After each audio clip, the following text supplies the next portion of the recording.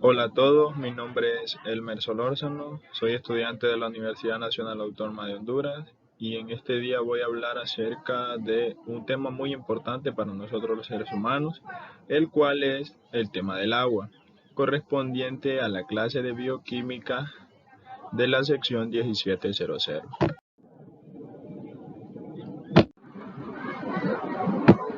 Bien, vamos a abordar varios temas relacionados a lo que es el agua y entre uno de ellos es las fuentes de agua para el ser humano. Entre el 60 y el 70% del cuerpo humano es agua, aun cuando hay ciertos tejidos en el cuerpo, como los huesos, el cabello, los dientes, que contienen escasamente agua.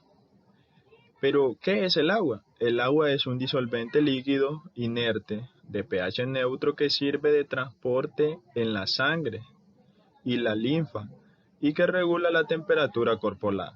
El organismo la pierde continuamente por el sudor, por la orina, por la respiración y las heces y requiere un mínimo aproximado de 2.500 ml diarios. Todo esto depende de la edad, del sexo, la actividad física, etc. La fuente más importante es la ingesta de líquido, pero también se adquiere de diferentes alimentos, como los vegetales, que son los que tienen más abundante agua. La leche también, que tiene un 87% de agua, de los huevos, con un 74% de agua, y del pan, que contiene aproximadamente 40% de agua. Es uno de los alimentos más comunes y con menor cantidad de ella. Pero también existen, o hay, mejor dicho, otros vegetales y alimentos que contienen agua.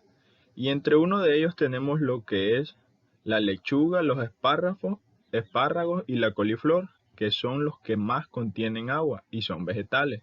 El 95% de ellos es agua. También están los que son el chocolate, que es uno de los más bajos en contener agua, el cual contiene un 2% de agua.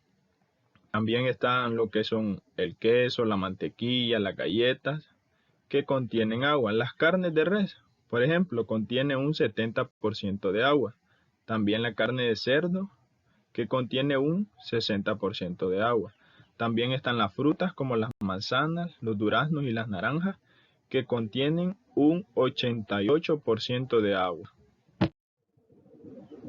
Ahora tenemos lo que es las propiedades del agua, que dice que su molécula está constituida por dos átomos de hidrógeno unidos en forma covalente a uno de oxígeno.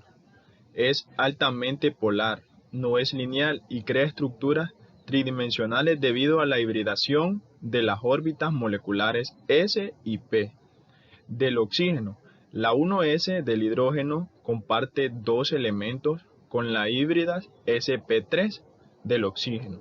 A su vez, este elemento tiene un par de electrones libres, considerados como dos fuerzas separadas, que junto con los dos enlaces covalentes establece una molécula con una forma imaginaria de tetraedro, que quiere decir cuatro lados. Aquí vemos que tiene 1, 2, 3, 4 lados. Por eso se le llama una forma imaginaria tetraedro. Las propiedades físico-químicas del agua, debido a la formación de sus estructuras tridimensionales mediante puentes de hidrógenos, el agua muestra propiedades muy particulares que resaltan aún más al compararlas con hidruros del mismo grupo de la tabla periódica a la que pertenece el oxígeno.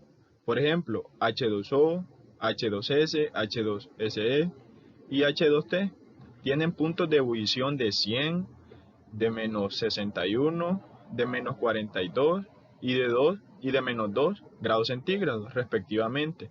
El agua con el menor peso molecular presenta valores de punto de fusión y de ebullición que no corresponden a la serie y que son muy superiores a los del resto del grupo.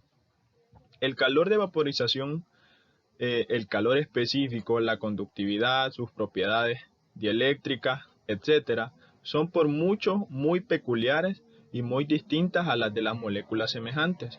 Pero hay algo que los distingue, que es el calor específico. El calor específico del agua, que es 4.86 kJ sobre gramos, grados Kelvin, que indica las necesidades de aplicar mucha energía para incrementar su temperatura, ya que una buena proporción se consume en vibrar las moléculas debido a su gran momento dipolar y a romper los puentes de hidrógeno, pero no a calentarlas.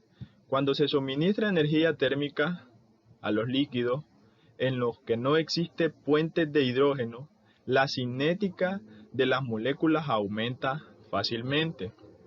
Por esta razón es que el agua es menos efectiva como medio de calentamiento que los aceites, por ejemplo, además de tener un calor específico menor, esto en comparación con el aceite, que puede alcanzar lo que se necesita para poder freír algún alimento o alguna cosa, que es la máxima en alcanzar es 100 grados centígrados.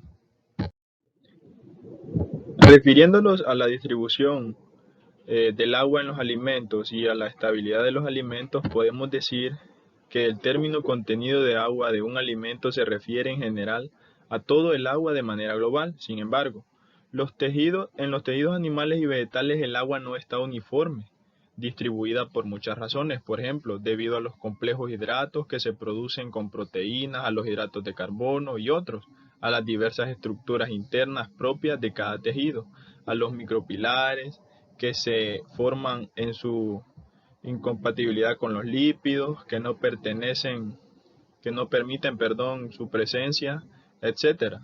Pero el citoplasma actúa aquí de una forma especial, debido a que el citoplasma de las células presenta un alto porcentaje de polipeptidos capaces de retener más agua en los organelos. Ahora bien, refiriéndonos a la estabilidad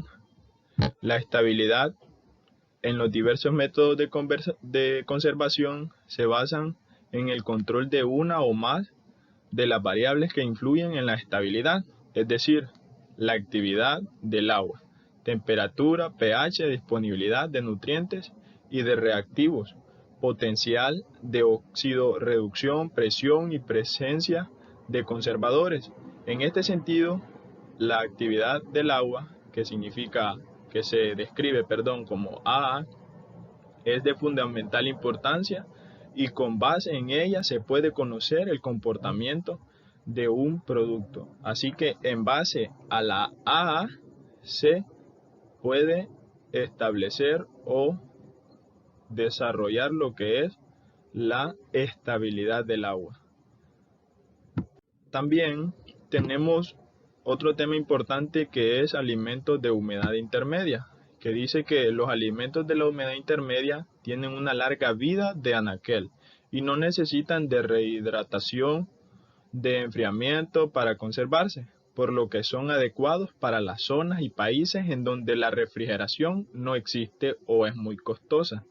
En el ambiente de nosotros o en el día de hoy es rara los hogares que no tienen refrigeradora, pero en lugares o países que no hay refrigeración o refrigeradoras, hay algo para mantener los alimentos con una humedad que sean los adecuados para poder consumirlos. No hay una definición precisa de ello, pero se le considera productos con la actividad del agua AA de 0.65 a 0.86 y de 25 a 50% de agua. El valor de 0.86 se toma como límite, ya que es suficiente para inhibir bacterias patógenas como, por ejemplo, lo que es la Staphylococcus aureus, aunque es insuficiente para evitar hongos y levaduras, por lo que en su elevación se añaden sorbatos y bencenos, esto para mantener los hongos y levaduras fuera de ellos.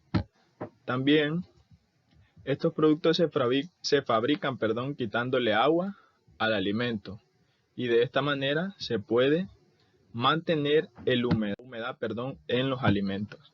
Pero también tenemos otro tema importante que es el congelamiento de los alimentos, que esto es bajo, bajo 0 grados, mejor dicho, que se consigue, que también tiene que ver mucho la estabilidad y las propiedades de las macromoléculas dentro de las células de los alimentos, que dependen de la interacción de sus grupos reactivos con base acuosa que los rodean.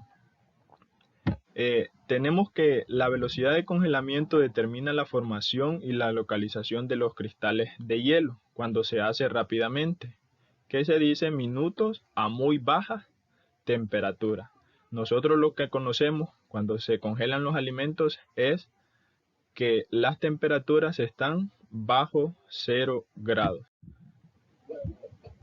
También tenemos lo que nos ayuda, para finalizar, podemos hablar en lo que nos ayuda lo que es en la industria alimentaria el agua, que es muy pero muy importante.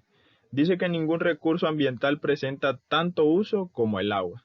En una planta de alimentos se emplea en la producción en la producción, en la formulación, en el transporte de vegetales, en la generación de vapor, en los servicios, ya sea baño, regaderas, riego, etc. El agua siempre se utiliza en los sistemas de enfriamiento, en el lavado de equipo y maquinaria, entre otros. Su extracción se vuelve cada día más complicada y costosa, por eso hay que cuidarla. Sobre todo en el país como México, en donde se requiere perforar varios cientos de metros para alcanzar el apreciado líquido que es el agua. Por esta razón, es de suma importancia implementar programas de ahorro, así como de optimización de procesos y de reutilización para disminuir el consumo de agua. El agua es muy importante y de esta manera concluyo diciéndole que el agua es vida, así que hay que cuidarla. Muchas gracias.